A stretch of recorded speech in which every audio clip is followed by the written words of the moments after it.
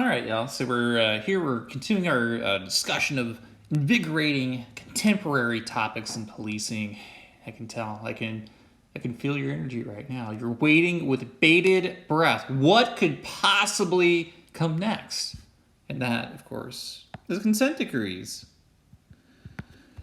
So this is one of those contemporary topics that Not Alone is about, because there's very few people who work in this area. Yours truly is one of those people, but I mean, no pressure or anything, but you better be familiar with this topic. What can I say?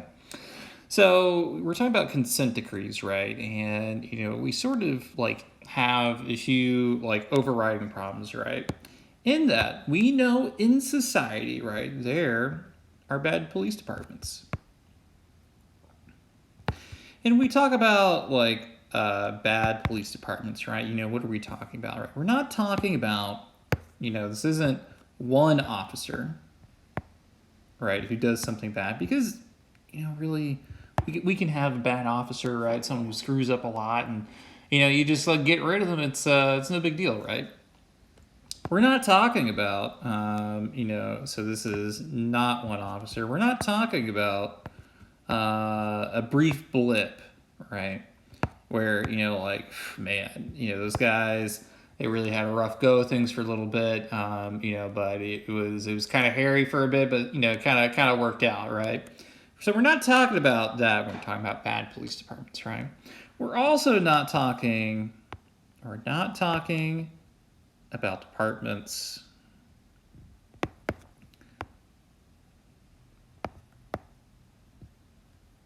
who fix problems, right? So if they identify something,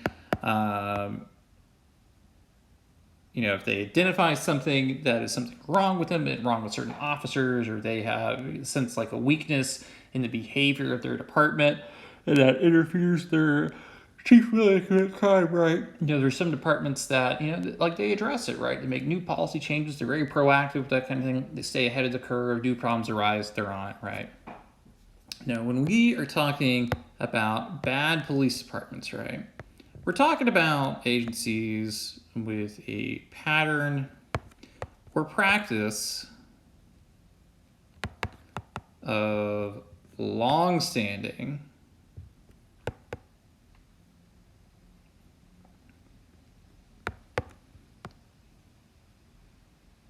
police misconduct. We're talking about the ones that are dirty. We're talking about the ones that immediately you see an officer right there, you're in for a bad day. Doesn't matter who you are, it's going to be a rough time, and because you can't trust anyone in the department. The ones who historically keep repeating the same or different mistakes over and over and over again and do nothing to do this, right? Why is this the case, right? Why has this happened, right? Well, back in 1994, something we've alluded to in a previous video, right? There was the Violent Crime Control and Law Enforcement Act, and there was the statute that realized, right, that at this time, right, the Rodney King incident was fresh on everyone's minds. And, we had officers who were acquitted, they're caught on camera, beating Rodney King. And, well, it's not a good look, right? It's not a good look to see anyone getting beat. It's really bad seeing a police officer do it, right? It's not great, right? So in this incident, what we, end up finding, right, is that we have some people that were a little upset with the outcome of the trial, right? And is brought attention to, even more than it already has, brought attention to the fragmentized and decentralized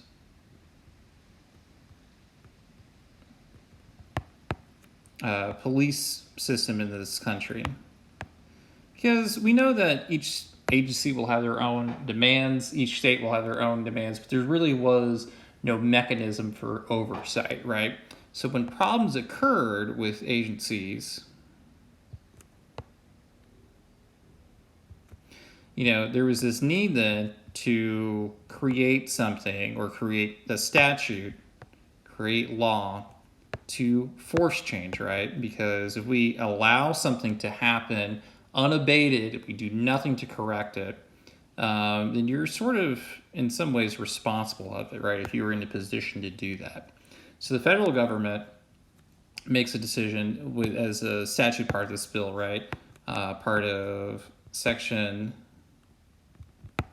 14141 of the Violent Crime Control and Law Enforcement Act, 1994, that basically says the Department of Justice can investigate, so invest and intervene into any police department it believes has a pattern or practice of police misconduct, right? And has the ability to force them to change their ways. This is quite the weapon, right? If you think about it, because if there really isn't anything available at the state level. And before now, there wasn't anything at the federal level that could do this right. But now the federal government has the ability to go in, find possible troublesome kind of police departments, right?